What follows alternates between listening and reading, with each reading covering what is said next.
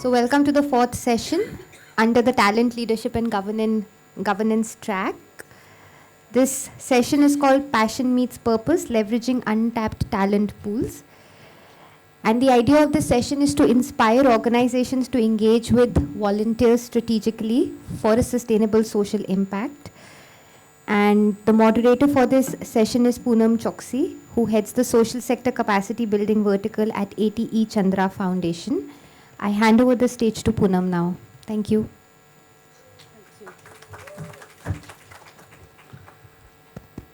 Okay, thank you everybody for showing up after delicious samosas, tea break. It takes an effort, I get it completely. And welcome to this very interesting session. So quick fact, fun fact, when I was discussing with ISDM that we should talk about volunteering because we're talking about talent and it's untapped, they said nobody's interested in NGOs to work with volunteers. I said that's the very reason we should talk about it. Get people interested, excited, and understand and decode it. So I think we had a good fight to put this session. So thanks for showing up and telling me that we need to talk about this topic and understand a bit more about it. And to make this interesting, exciting, we have very, very good lineup of speakers. But what we'll do, the session format is we've kept it mixed of panel and TED Talk. So first 15 minutes, we'll have 3 of our speakers presenting their model with us.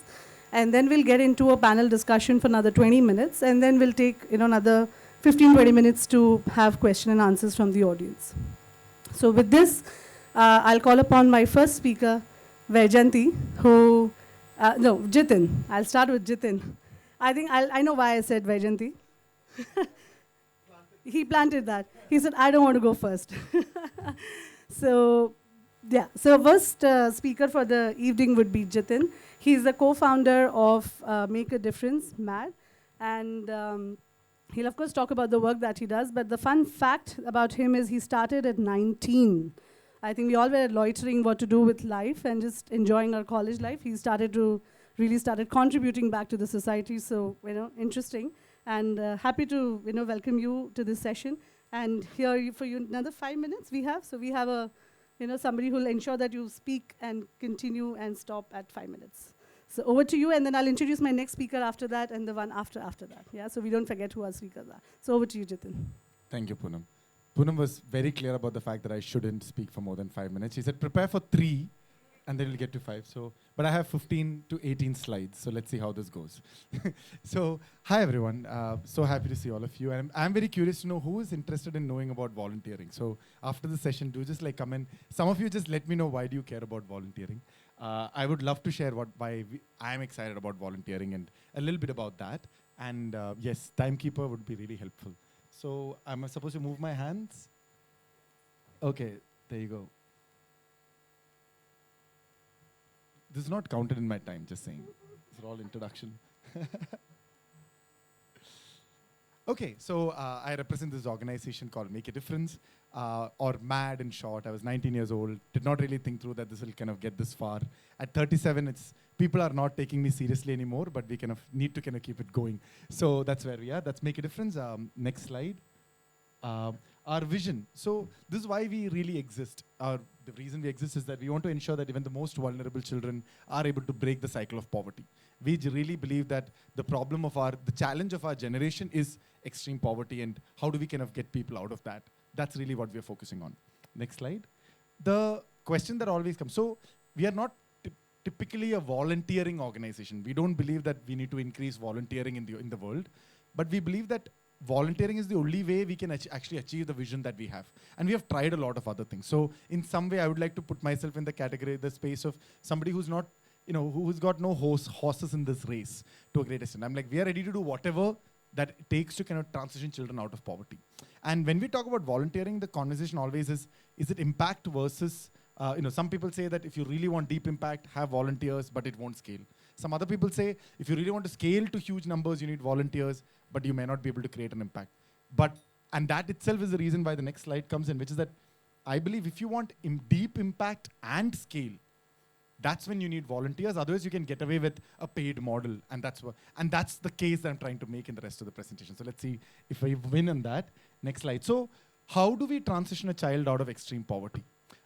We've been working with this demography for the last 16 years, and what we understood is that there are around 5 progression milestones that a child needs to transition from homelessness to being a homeowner. And what we have noticed is that most children without any additional support will transition one generation at a time. One milestone at a time per generation. That's basically what we have noticed. And what we do is, as an organization, is provide progression mentors who basically ensures that children are getting the right support at each of those milestones so they're able to make the transition in a single generation. So today, it takes around 7 generations for a child born into the kind of demographies that we work with to transition out of poverty. With volunteers, we are able to reduce that from 7 generations to a single generation. Until date, we are not aware of any other models in the country or globally that's able to do something similar, even in a paid model format. So next slide. So these are all the things that a volunteer does in Make a Difference. At different stages, they provide different support to the child, but they support them from what is most important is they support them from the age of 10 till the age of 28, till they transition out of poverty. And why volunteering helps here is primarily from the space of having a person who deeply cares about the child and stays with the child for that long period, even if they stop volunteering, stays in touch with the child, actually has a huge impact on the child. Next slide. So this is some of our impact numbers at this point of time, which is at each of the stage, the baseline is normally not more than 50% of children that we work with get to 10th standard, finish 10th standard. We are able to get more than 89%, and 44% of them are in first class honors. 89% are able to pass 12th standard.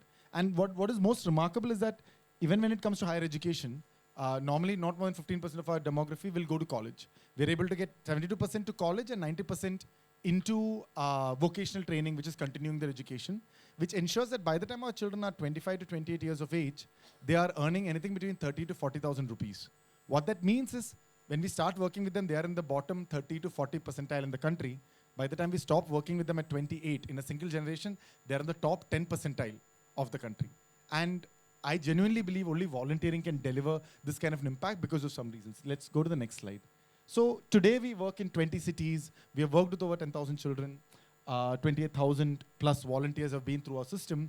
And today we actively support 3,194 children. Next slide. And if we were to deliver the program that we're delivering right now as a paid model, it will cost 76 crores. And for us, the overall cost of managing and mobilizing volunteers is 3.6 crores. So it's actually pretty straightforward why we need to use volunteering in this kind of a space. It's simply that donors are not willing to pay the money it actually takes for a for-profit model to ensure that you're able to transition a child out of poverty. So what's kind of happening is this is the amount donors are ready to pay, which means that, okay, fine, this is the activities I can do with a paid model. So we stop at that activity. While if you say that, no, the impact is not going to be compromised on, I want to ensure that whatever I do, I need to ensure that the child is transitioning out of poverty, then you need to really start innovating. And it's in that process of innovation that we found volunteering extremely beneficial and supporting our program. So next slide. So what do we do now? How do we engage our volunteers? So it's a 4-stage process where we source and recruit our volunteers through a multi-stage process. Onboarding happens where around 20 hours of training happens for them. And through that, and there is a 1:10 mentor support for every volunteer in enabling them to support them to be better. Once they are in the system, there is a lot of mobilization week on week that's happening. So, which means that every week they get around 1 hour of training on the 2 hours of classes that they're about to do. So there is a lot of capacity building that's very inherently built into our volunteering model. And it's that growth is one primary reason why young people choose to volunteer with Make a Difference. And retention is by the end of the year, if they have already not left us, we look for the kind of people who are, whether the ones that added value, we either give them leadership positions or let them continue in the system. And just to give you some overall numbers, an average volunteer needs to spend 4 hours a week. We get around 15,000 applications a year for the 2,000 roles we have. Around 10 to 15% of the Matsters leave in the year. And on an average, Matsters stay with us for 2 years or more.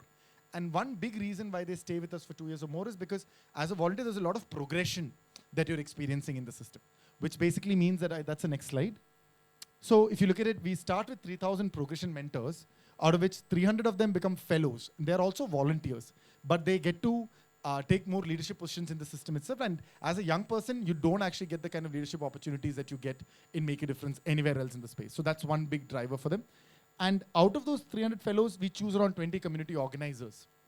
These are paid profiles. And this year, we are actively trying to make them into part-time profiles. But these are roles that we are critically building specifically with the intention of ensuring that these people transition into the social sector, which means that we deliver a whole set of curriculum to them that enables them to not be, not work in an NGO per se, but to be able to fully run a community by themselves. And this 2-year program, we feel, will enable more young people to come out there and mobilize the community to solve the problems that's there at the community level itself. And that's primarily what we focus on. Next slide. So yeah, so where are we right now? There are 35 million children who are in need of care and protection. And there are 40 million people out there, young people out there, who are looking for volunteering opportunities. So in the long run, the real barrier is actually an NGO. Because if you look at it, if tomorrow you want to make a difference, you want to volunteer, you have to find an NGO. And India, we're not going to have NGOs that can provide 40 million volunteering opportunities. So the next big moonshot that we are attempting for is the next slide, which is today our progression mentors are mobilized by fellows and managed by community organizers and the whole spectrum. But we are now trying to come up with a technology tool over the next 3 years where a volunteer who is interested in volunteering will be able to will be able to do the volunteering opportunity by themselves by identifying a child in their community itself. And our app will give them the necessary support that is required to kind of transition them through the various stages till they transition out of poverty. And that's really the long-term goal that we have as an organization. I didn't get any warning. Am I ahead of time? No? Okay, good. But that's it. I'm good. Thank you.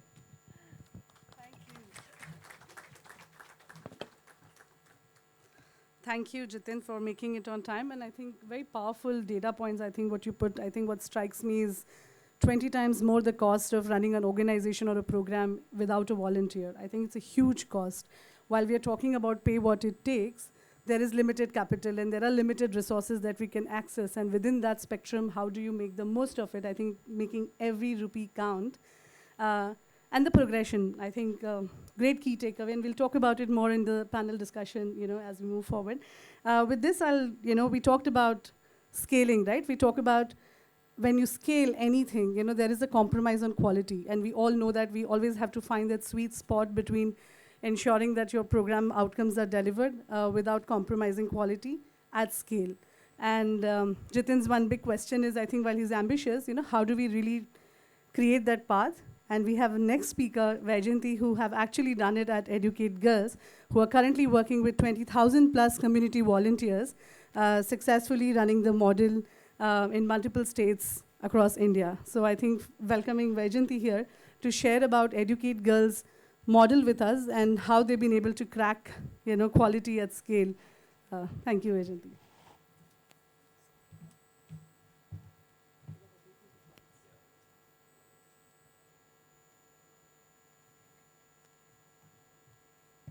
So as Poonam already mentioned, I am representing an organization who has shown that it is possible to scale up and also show the impact with the support of volunteers. So I think we are one of the few organizations where we have large pool of community volunteers who are from rural background. So they represent their own villages. 18,000 plus young volunteers working with us, helping us to scale up our program in 32 districts of India. So this Team Balika, every community volunteer of Educate Girls is called a Team Balika because it is a team working for girls education, Balika education, and they are the leaders of that team in their own village. So they are a Team Balika. They are also known as girls education champions in their own villages. Next. So just a brief about our program. As I already mentioned, we have 18,000 such Team Balika associated with us. So every single individual volunteer is also a Team Balika. So it's not that just because their name is Team Balika, we all have female volunteers. In fact, we have 60% male volunteers and 40% female volunteers. Sorry, please. So just our program, we have 18,000 volunteers. We have one field coordinator for 8 to 10 villages, which is a paid position. Okay, and then we have one Team Balika for one village. So this shows the impact our volunteers are creating. Obviously, it is practically impossible for one field coordinator to operationally visit all 10 villages in a week or in 15 days also, because they are widely scattered geographies. But he has support of the community volunteer who's taking care of entire work he could have done if there was no Team Balika. So model focuses on enrollment of out-of-school girls, identification and enrollment of out-of-school girls, ensuring that they are retained in school and improving their learning outcomes. For all of this, Team Balika is the backbone of our program. They support in every activity that we do on the ground, whether it's a door-to-door survey to identify out-of-school girls, whether different community mobilization activities that we do on the ground, because our model focusing on building the community ownership, changing the mindset of the community. And Team Balika, a community volunteer, is the first step towards that. Because someone from the community who feels connected to the cause can bring about a lot of sustainability for the cause that you're working for. They also support us in all the activities that we do for enrollment and literacy retention, and also the learning sessions that we conduct in the school. So without Team Balika, I don't think Educate Girls would have been whatever we are today. I think it's because of the support of these community volunteers. Next. So how do we look at the efficiency of a scalable model? If you look at just the cost-benefit analysis, with volunteer, we have one field coordinator for 8 to 10 villages. If we did not have the volunteer model, we would have to hire one field coordinator for 3 to 4 villages. This means every field coordinator is currently saving 70% of his percentage because of he has a team of Team Balika. If we did not have the volunteers, it would have increased 70% increase in our personal cost for the field labor. How does it translate into amounts? So currently our cost per out-of-school girl is around 1,500 to 2,000. If we did not have the Team Balika, it would raise up to around 3,500. If I look at one district, this way, we are saving around 3.5 crore to 4 crore every year because of Team Balika. And we are operationally, 32 district, admin district, but operationally there are 15 units. So it leads to save us around 52 to 55 crores every year because of Team Balika. And what is the return on investment? Our investment for Team Balika is basically building their capacities, because they are volunteers from their own village. So training them on everything that they would do for the community. That investment is around 4 to 5 crore, but in that we get almost 35 to 40% of our annual goals are achieved by our Team Balika. Just an example, if we say we want to reach out to 250,000 children through learning outcomes, so it will be more than 125,000 children will be reached by our Team Balika itself. So that saves a lot of time and energy for us. And the biggest investment or the biggest impact that we have, we call it an army. We have an army of these volunteers who believe in the cause of girls' education in a village or a community who doesn't believe in the cause of girls' education. So that's the army that we have to support or carry forward the legacy of the organization. And most importantly, that's the future pool of talent for us. Because I think in the previous session, someone was saying, why don't we go to the rural communities to hire the talent? So this is the talent we get. The community volunteers who are well trained by us can join our team. We give them opportunity. If there is a vacancy for field coordinator, we always encourage our Team Balika to apply for it. So they get absorbed in our team also. So that's a future pool of talent for us as an organization. Yes, of course, there are challenges here. The geographies that we work in Rajasthan, Madhya Pradesh and Uttar Pradesh, in very remote areas. And we do have certain criteria to become a Team Balika, because they have to go and teach in school. They have to conduct learning sessions in school.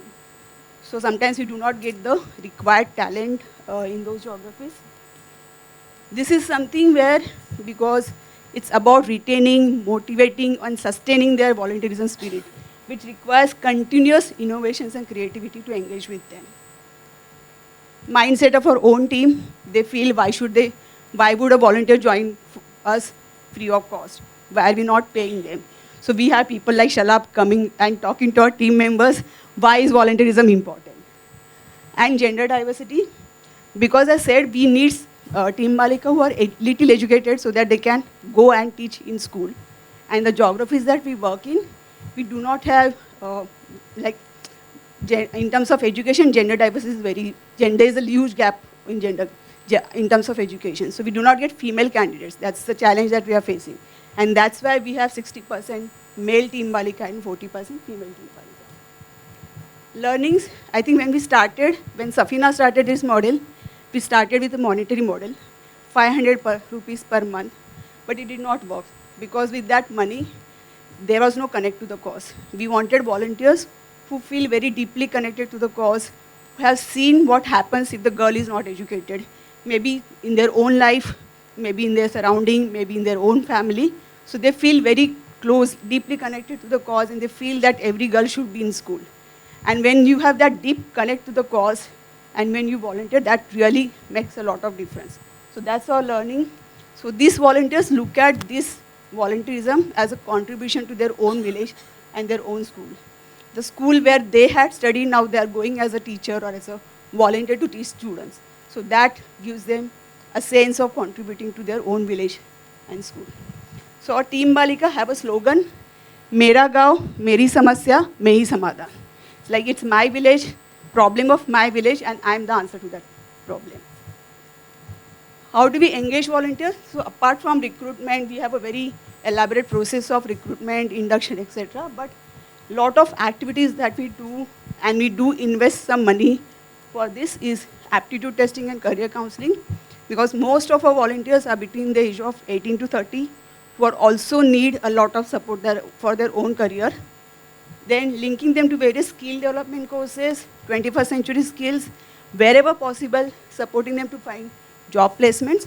But this we start only after they have associated with us for 1 year or something. Then we start doing all of these activities for our Team Balika. Exposure visits, including exposure visits to Mumbai, to see a city like Mumbai is like dream for them. So exposure visits, organizing such exposure visits, working on their leadership and soft skills development. So actually now what we have started is looking for volunteers who could work for our volunteers, who could come and conduct leadership session for our volunteers, who could come and do mentorship for our volunteers. So there are a lot of other activities that we do. And reward and recognition, yes, we do recommend our volunteers or nominate them for various rewards. I think 2 of our volunteers had also won I Volunteer twice. So this is what we do in general for volunteer engagement. And what we have is a volunteer who has increased self-esteem and confidence, presentation and public speaking skills, interaction skills, and passion for the purpose. Because if you talk to any of our Team Balika, this is what would they say. After joining Educate Girls, this is achieved. I am now able to talk in front of people. I have a recognition in the village. People know me as Educate Girls volunteer. So that's what motivates me. So yeah, that's in a nutshell about it.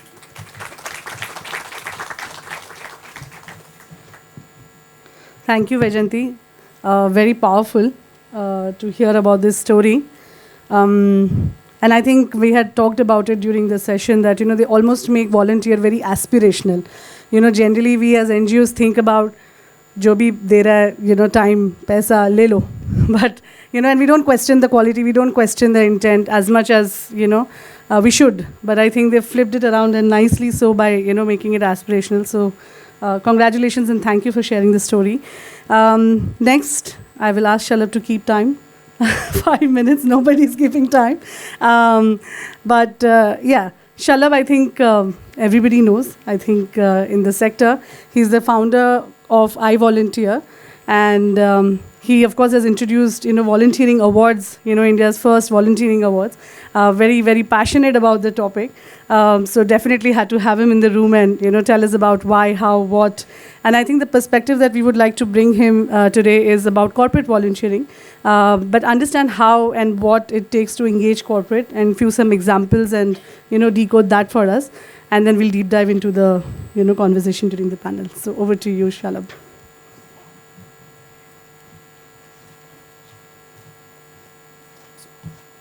In following with the different speakers, following different formats, I decided to do the same. The first one sat over there, second one stood with the mic in hand, so I'm going to take this one.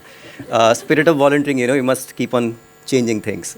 Okay, so if I were to again flip something else, so you spoke about, Team Balika's, basic slogan being, Mera Gaon, Meri Samasya, Mera Samadhan.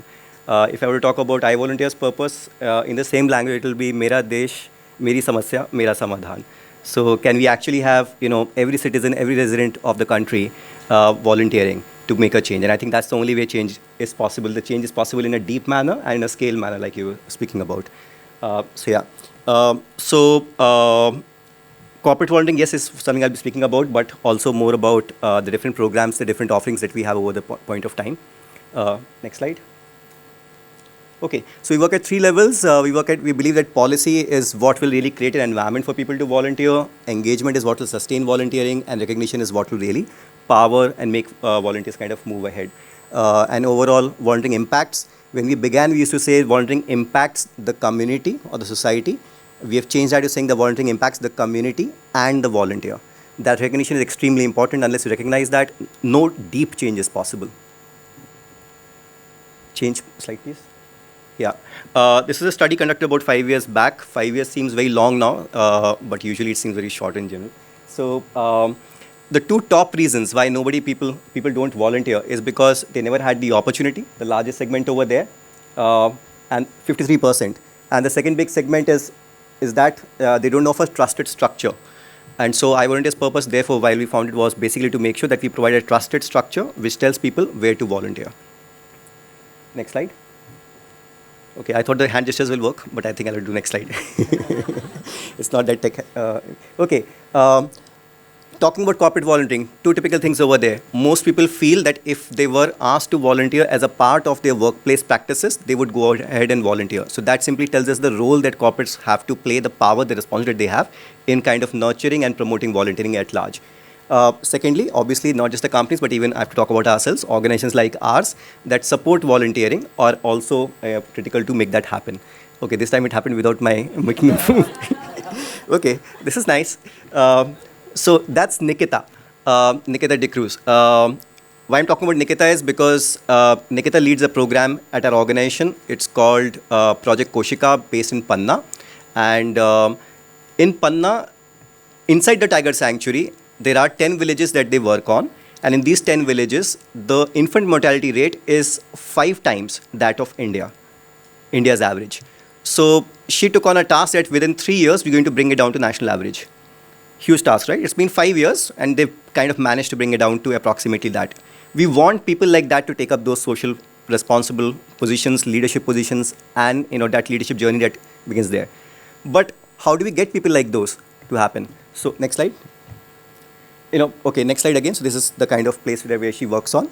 This is how Nikita was. That's the girl on the other side, extreme left over there. That's how she was in 2010 when we started the ICCA Fellows program, which is currently run as the India Fellow program. We also have the person behind the camera, that's Anupma Pine. That's also the India Fellow co-founder. So these are the people that we started with in 2010. And which is why in 2019 is when Project Koshika took shape, and 2023 I'm talking about her story right now to you. So it takes investment in kind of bringing up and nurturing those leaders. A lot of times, next slide, a lot of times when we speak about kind of volunteering, we simply want to talk about the cost benefits of volunteering right away. Where we forget is where is the investment happening for us to do anything really. That's the new investment that we're making. So it's the JSW Foundation Fellowship Program that I started about a year and a half back. Working a slightly different fellowship model, working with a corporate structure in partnership with the CSR, and trying to see how we can find direct action of volunteers or fellowships or fellows on the ground working directly with the community. So that's Ikra. She's a 23-year-old, 22-year-old probably, from Lucknow, who's working just about 75 kilometers away from Mumbai in a tribal area again, with adolescent girls who are trying to make them first-generation menstrual product users. First generation. 75 kilometers from Mumbai. Can you imagine that kind of a situation? And that's how, so I do believe that, in creating these leaders, we'll probably move. 10 years from now, we'll have a much better situation. Next slide. So what is the model that we work on? We believe that volunteering always will start by experiencing, where people experience what the cause, the community, the problem, the challenges lie with us, before they start actually with an a deeper exposure, which leads finally to kind of, an engagement where they start being useful as real volunteers. And then finally they start kind of championing and becoming kind of, as ambassadors of the programs, the causes that we want to implement. What we saw as an example was the champion or the leader of a program. But people have to go through all these stages, and all these stages require a lot of investment. Next slide. How do we start investing? So first is by giving people a chance to experience with very simple ways of engaging with the society. So that's Dine and Dialogue done in Chennai, something like about 5 years back. Very simple activity. Get a group of fisherwomen together, ask them to cook an extra plate of meals. Find people who are interested in coming and sharing what their life and their challenges are all about. Get them to share a meal, get them to talk, which is why it is called Dine and Dialogue. No agenda, no volunteering. Just get them to come, sit together, share a meal and talk. Because when people connect over a meal or any other way, when people connect, typically challenges are shared, experiences are shared, lives are shared, bonds are formed, and volunteering happens. So you have to start something very, very simple. Next slide. Similar thing, but in a very different format. This was done during the COVID times. Our most popular volunteering opportunity at the moment. A lot of corporates really love this opportunity because what it asks is very simple. You must have heard ek Dadi Nani ki kahani at some point of time during your life. Can you record that story using a mobile phone in a dialect, not just a language, in a dialect that you are familiar with? That's your original mother tongue, your nani's tongue, or whatever it might be. So can you record that, upload it on a platform, and make it available to children who do not have access to stories? Because stories play a huge role in our lives. A very simple activity done from your mobile phone, and probably a mother and a daughter can actually, a mother and a son can play two different roles in that story. Brings the family together, completely virtual in nature. Sitting at home can be done. And a lot of corporates really love this kind of a story. Very low threshold of volunteering. And yet, people get introduced to something more. They start thinking about what more is possible. Next slide. We take this on to the next level. So can you do something which is small projects, but make them more meaningful? And so here is a case when we did this something with a company called Aditya Birla Group. This was Aditya Birla Capital, I think. 4 cities, 70 different 70 plus volunteers, and you can read the numbers over there, something like 30 projects, 8 NGOs. Each NGO giving a very small project. The project could be as simple as, can you help redesign a newsletter that goes out to its beneficiaries or to its funders? Can you redesign their Instagram profile? So very, very simple things that can be done in a period of a day. Start in the morning, finish at the end of a day, something that is useful to the NGO, and you feel that you have invested a little bit of your Sunday in doing something better. So move from very simple activities to a little bit more impact-oriented. Next slide. I need some water.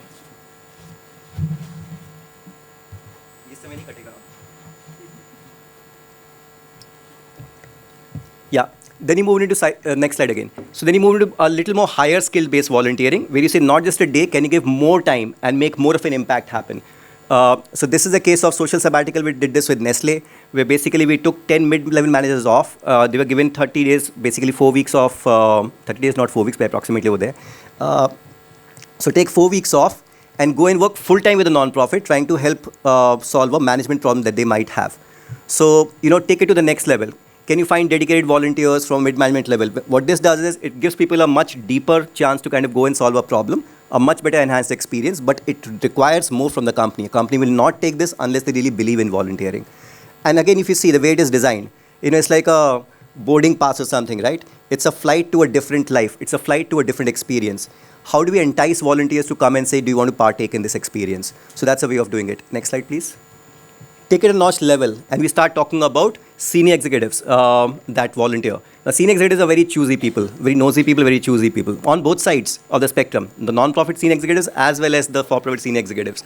How do you make the match happen? It is, I'm sure. So it is, how do you make the match happen? How do you get them to work together to solve strategic problems? It's difficult. So we had a program called as Whiteboard, bring all them together, let them sit for 2 or 3 hours, let them brainstorm, figure out what the problems are. We'll not define what the problem is, let them figure out what the problem is and make things happen. So that's a program called Whiteboard. It goes to another level, where we're creating impact in a very strategic manner. And in this case, companies love it, not because it's a volunteering program. We have 3 companies that are partnering with us in this, Titan, Bosch, and Siemens. They partner with us because this is a leadership development program. So we've taken a notch, we've said, you want your leadership to be developed? Let your leadership be developed. I will choose the volunteering model of running it like a Whiteboard program. The community benefits from out of it. So how do we recreate kind of different programs to do things which are off the, which is why I stood differently. Alag se kuch karna hai. So yeah, okay. Ye apne aap change ho gaya, chal koi baat nahi. What we must not forget is that the context is paramount. So we had one skills-based group looking at finding a problem. finding a solution to a problem by a non-profit that works in Dharavi in Mumbai. And they had a problem kind of, they said, we don't keep good metrics of the people that we work with. And can you help us keep good metrics? And they said, ठीक है, मतलब first of all, these systems are all kind of, on registers, हाथ से लिखे हुए हैं. Can we use kind of, some data tools to manage this? And so they developed a fantastic data management system. And they gave it to the organization. And the organization said, it won't work for us. Why? The volunteers designed a fantastic digital management system to manage the data and metrics of this organization. And the organization said, it won't work for us. Sorry? They were devices, but there was also this mouse. What did it do? Yeah, chips away the wires. So if you don't understand the context of the solution, your problem is a failure to begin with. So whatever volunteering happens, is extremely important to understand the context of the solution. Go and spend some time with the community. Go and spend some time with the organization. You can't develop a Oracle-based database management system for an organization that doesn't want to buy a license of Oracle. You have to find, very simple free tools. Give them Google Sheets. Because people are not even wanting to buy kind of, Microsoft Office. So we have to think like that. Next slide, please. The biggest challenge I believe in volunteering is the matching of expectations and the reality. That is the biggest problem. NGOs expect something different of a volunteer, they get something else.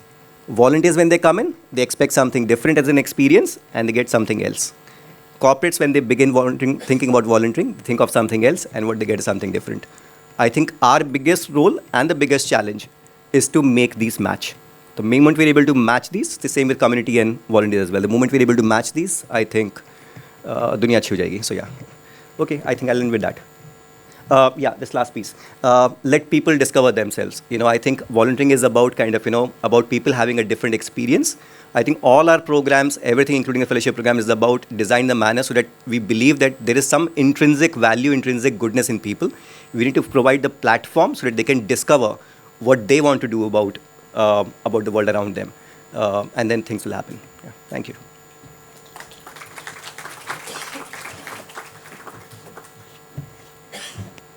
Okay, so we had some questions for them, which I had, thought of asking. But since we have 15 minutes, I thought I'll ask everybody, because I don't want the opportunity of interaction, getting squeezed in the haste to, get to the plenary, which is hosted by Amit. So are there any questions that you would like to ask directly, or I have my set of questions which I can go ahead and ask to them? Yes.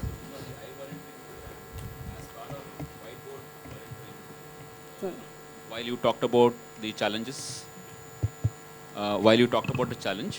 the reality, expectation, and all of that, but on the whiteboard volunteering, how do you go about, what is your go-to market to onboard these kind of executives, and how many you have, and how long are they staying in volunteering? Okay, is this audible? Yeah. So whiteboard incidentally is a very pull factor. So we were highly selective in whom we get on board. It comes only by recommendations. Whiteboard members are typically senior executives that have worked with us for almost like 7 to 8 years. That's been the kind of the lifespan of the program as well. So most of them have stayed with us. The ones who don't drop off in the initial first 3-4 months. They commit to doing one meeting every 6 weeks. So approximately one every other month, or sometimes once in a month as well. About 6 to 9 meetings in a year. A meeting is on a Saturday, typically between 10 to 1 p.m. We get one NGO to come and talk and work on it. So that's the kind of time commitment. That's the nature of people. The corporate program I spoke about is a program that lasts for about 1.5 years, and then they want the next batch of people to come in. So usually the way I volunteer works is we try and kind of, we think of ideas that we experiment by ourselves. And then, when we need to scale it, we need that support. And that's when we take it to corporate. So Whiteboard, as an I volunteer program, existed and people have existed for much longer. When we take it to corporates, there's obviously a shelf life of about 1.5 years to it. Number of people. So each whiteboard is like a panel over here. So each whiteboard will be about 8 to 12 people. That meets every 6 weeks, like I said.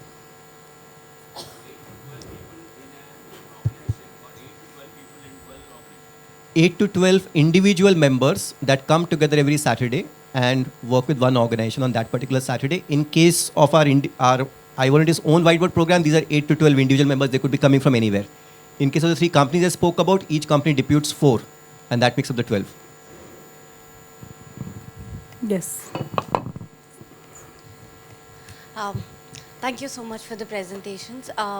One thing that I feel is that with the word volunteer, it's sometimes synonymous or mostly synonymous with unpaid work. And I think unpaid work also comes with some sort of privilege. For example, I'm a recipient of the iVolunteer award. My brother wanted to do the same thing. He wanted to volunteer. He was more passionate than me. But he couldn't do it because he had other responsibilities. And as you talk about Team Balika and volunteers from rural areas, so we would know that they would be not in a privileged position to volunteer without any remuneration. So how do we ensure that, they are not exploited, if I can use that word, because not everybody can volunteer. So then you're creating spaces only for people who are privileged to do that sort of volunteership. That's one part of the question. Second is that when we talk about volunteerism, there's also a question of sustainability, especially when we work with children. Because one volunteer comes, then another comes, but it also hampers the child's growth. So how do we ensure that it doesn't hamper, the community person or, what you call the beneficiary? So anybody can answer it. Thank you. Yeah, I'll just take the privilege part of it because we work on several formats of volunteering. Like I said, we believe everyone should volunteer, everyone can volunteer. And so I think people who choose to volunteer most of the time, all of their time might have the privilege, but it doesn't stop everybody else from volunteering. The senior executive program I spoke about, these are senior executives. Obviously, they don't have the privilege of, in terms of time, they find their volunteering. One of our NGO recipients at iVolunteer Awards, something like 6 years back, was an organization called India Ability Foundation. In their case, they received the award because they had so-called disabled children volunteering for personality development of the able children in the same village. And that's the reason why they won the award, because they showed a model where this common perception is turned on its head. So, yeah. So in case of Team Balika, it's unpaid volunteerism. So we do not pay them for anything. So as I said, the true spirit of volunteerism, because they feel connected to the cause, and we have a very stringent process of selection. We do a lot of events, one-to-one interaction with them too. So we ensure quality right from the recruitment of Team Balika. So it's not that anybody can become a Team Balika. We do a lot of process to ensure we have right talent on board, because ultimately they are going to interact with children in school. And to answer the second question, when they are going on, yes, there are dropouts. There are dropouts for positive reasons. Like as I said, we do support them for skill development courses. We support them for job placement. Some of them become part of our own team. So they are no longer our volunteers. So there are dropouts. There is attrition for positive reason. There is attrition for some, I wouldn't say negative reason, but maybe a female Team Balika, she got married and moved to another village where we are not working. So she no longer can volunteer with us. What we do here is we always introduce a volunteer to the community. Once we have the volunteer on board, we ensure that the community knows that he or she is a Team Balika for them. So whenever there is a new volunteer, the community knows that the new volunteer has come. The same process happens in the school also. We ensure that the children know that there is a new volunteer will be coming to interact with them. And one of the recognition that Team Balika look forward is the recognition that they get at village level from their Sarpanch or PRI members, especially on 26th Jan and 15th August. Most of our Team Balika get recognized from their at village level. So there is no, I mean, we did try monitoring model also, but it did not work. Money doesn't drive them. What drives them is the connect to the cause. Hello, ma'am. Hello. Can you hear me? I think they answered quite well. Oh, sorry. My question is for you, ma'am, that you mentioned about the mindset of volunteers. So how do you tackle with that?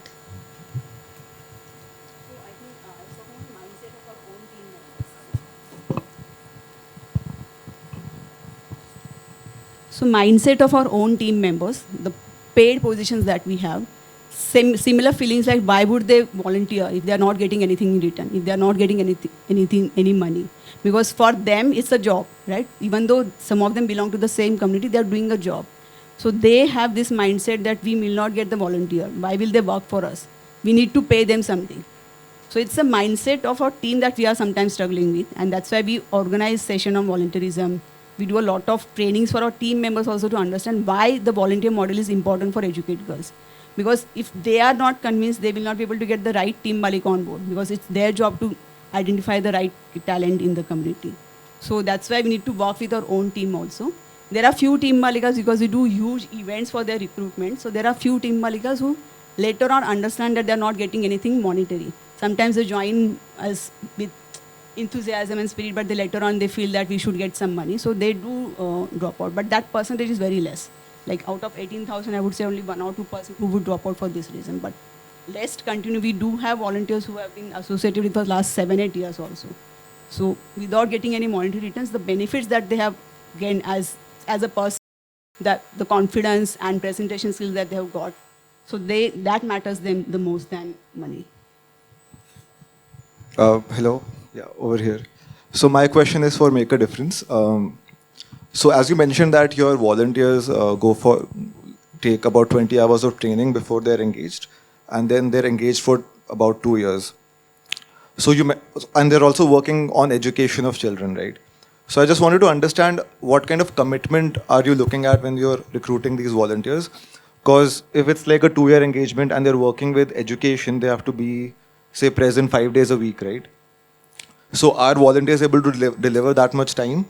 And if not, then how do you deal with, say, allowing flexibility in terms of hours given to the volunteers, and how does that affect the quality of education and the quality of your intervention? Got it. Thank you for the question. So, couple of quick things. The minimum commitment of a volunteer in MAD is 4 hours every week for a minimum of 1 year. And at the end of 1 year, they get to choose whether they want to continue or not. Our volunteers are not into education. They specifically call progression mentors. And the whole idea is that volunteers are there to fill the gap that is there in the existing system.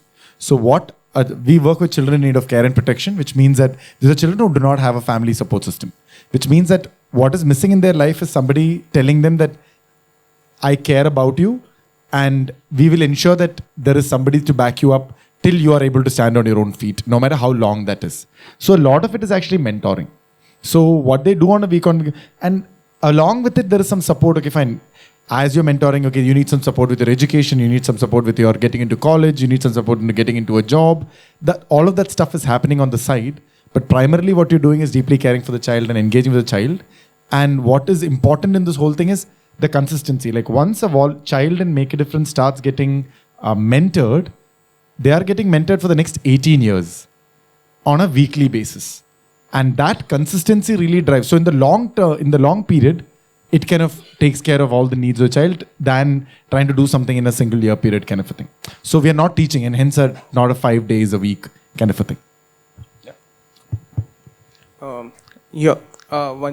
have 2 questions. This side. Hi. That side was like ignored. Yeah, I figured that. So 2 questions. One for Educate Girls. It is like quite interesting that you take a talent from the village itself. I just want to understand.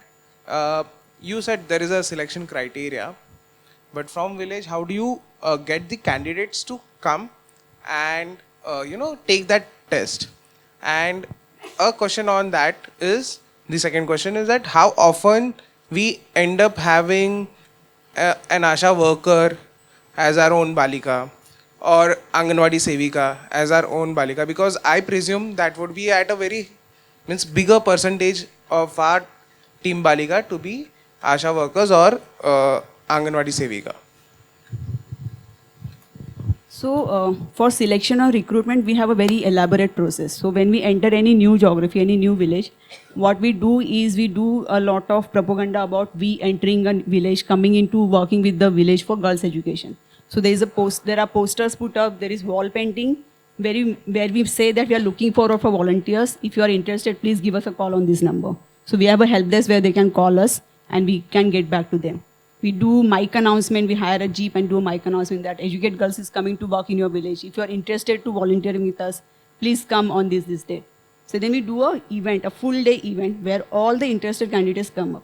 generally what happens in rural area that they feel this is a job opportunity. When if you say it's a voluntary opportunity, they come forward thinking this is a job opportunity. So on the day of the event, we make it very clear that this is not a job, this is a volunteer position. And what is it that we're expecting from volunteer? How much time they should give? What are the benefits of becoming a volunteer with Educate Girls? And post that, those who are really interested stay back and we do one-to-one interaction with them to see why do they really want to volunteer for us? Because they're not getting any money. And we work in very poor areas, very remote areas. So young talent. So we do one-to-one interaction to see whether they're really connected to the cause, whether they really want to do this work as a volunteer. And then they are onboarded. We have their entire profile with us. This happens in a new geography. Once we 1 or 2 years old in that geography, it's the field coordinator because by that time we have a good rapport in the community. We also maybe had one volunteer who was already working with us.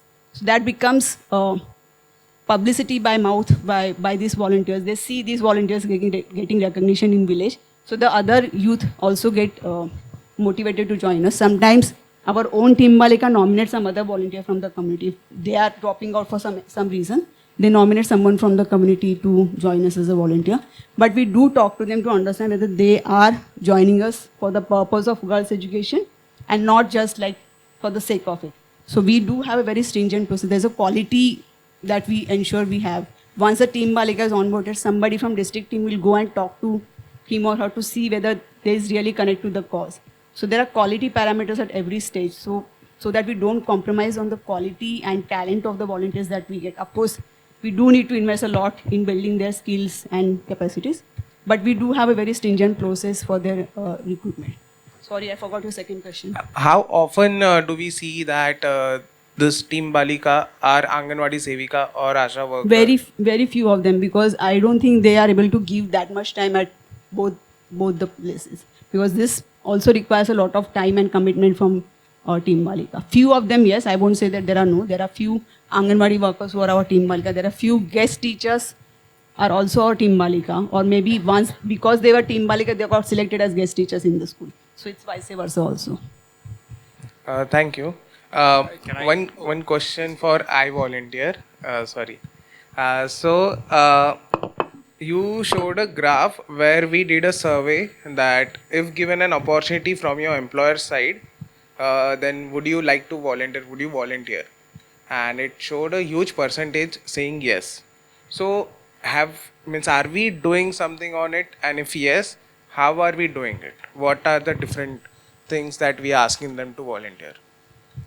So, if the corporate provides the opportunity to their employees to volunteer, so obviously the ball is largely in the court of the company to provide the opportunity for them. Thankfully, there are a large number of companies, and not just large companies, but even small and medium-sized companies that are providing opportunities for people to volunteer. So I think it's happening nicely. What are we doing is, I think, 2-3 different things. One is, for example, through the I Volunteer Awards, we also have a category for corporates to apply in it. So we're trying to encourage more corporates to kind of open up to volunteering. We do kind of second is working at places like CII and a couple of other forums which are more corporate forums where talks are a little more aligned on CSR and donations and funding by encouraging people that let's start thinking about volunteering as well. And then also entering the HR space where I spoke about the leadership development. So we also feel that volunteering is not just volunteering for the benefit of the community; it's also for the benefit of the company because employees learn from the experience and companies benefit from it. So by showing companies the benefit of volunteering, we're also trying to encourage them to take up more volunteering. So we're doing all of these different things so that companies provide more opportunities for their people to volunteer. And that's what we are doing. We are very, very small part of what is actually happening in the corporate volunteering space, but more is happening. So I'm just happy with that. Hi, if there's time. Yes. Okay, thanks. I'm Shekhar. The wonderful, enlightening session. Really, lots to learn from. My question is around performance management, right? We know that every team has to be managed, right, for performance. Closer. Okay. So my question is that even for an NGO, obviously the staff working there has a lot of impact to be created on in the communities themselves. There is a way to manage the employees, but how do you manage volunteers? Is there anything different? Have we learned something about how to manage them differently from an impact perspective? like I am of the opinion that employees should be managed like volunteers. Just because they are paid, it doesn't mean that they should be, so that's the space we come from. But that being said, it's about building the ownership that is there. So there are a couple of things. MAD as an organization, the one thing that we really put in a lot of effort is, has the volunteer built a deep connection to the child? Once that deep connection is built with the child, the volunteer really wants to do a lot. And our role as an organization is really to provide what is the necessary support that they need to be able to achieve that. And as long as you're able to manage that, so the moment we realize that the volunteers are not delivering well enough, the step back is where we immediately look at, okay, fine. Where is the lack of ownership that's coming from? What is it that we can do as an organization to remove whatever barriers of ownership that is there? And sometimes it might be too much workload, in which case we might need to simplify stuff. So that, but in some way, yes, you have no power over them. We use the OKR system. So it's actually a very regular OKR system where we let the community know that, hey, you care about these children. These are the OKRs for this season. If these OKRs get met, you know that your children are safe and they will progress.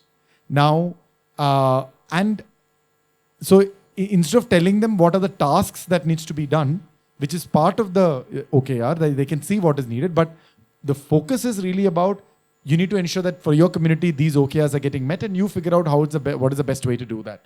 And as long as we're able to do that, most of the performance management is kind of managed at that level. One more component that we do is from the angle of managing the team dynamics, because you're working as a volunteer team. The bad apples will need to be removed early on and has to be identified. So if that doesn't happen, that does actually affect the overall. But again, these are all things that a regular manager should be doing with employees too. I think you just get away with not doing it because you're paying them money and you can get them to do a lot more than what they're happy doing. Yeah, that's it. Okay, I think you all covered the questions that I had. We don't have time, but this is an interesting conversation, can go for another half an hour. But thank you so much for sharing your perspective, challenges, learnings. And I hope we'll continue to build our knowledge and understanding in this space so that we can actually leverage this talent pool. Just wanted to plug in that India Volunteer Trust, India Welfare Trust, which is run by Venkat Krishnan, has recently done a study on corporate volunteering in India. They reached out and collected data from top 100 large companies, and have actually understood the barriers, the challenges, the learnings of what it takes for them, to really engage with social purpose organization. Very interesting set of data, and it says that 78% of them have engaged in some form of volunteering. But the sad part is only less than 25% report this data publicly. And only 9% of the corporates have actually put out a public commitment to say that we'll achieve a certain number of volunteering hours in the next 3 to 5 years. So I think there's a huge commitment and more and more strategic clarity they are trying to bring in the corporate side of things. I think it's demand and supply. We always question which is the bigger problem to solve. Do we have projects ready, or do we have people readiness? So which do we solve? I think both will have to go hand in hand. But do check out that report to build your understanding and insight. So with that, I close and thank our speakers for the day. Yes, Shalabh, you want to add just something? Just one little announcement as well. So because I Volunteer Awards was referred a couple of times, this edition's I Volunteer Awards have opened as of yesterday. So if you know of volunteers, if you know of non-profits, if you know of corporates that have amazing programs, inspiring ones, please ask them to apply. Great. Thank you so much. Thank you everybody for showing up, and we look forward to seeing you in the plenary session. Thank you so much.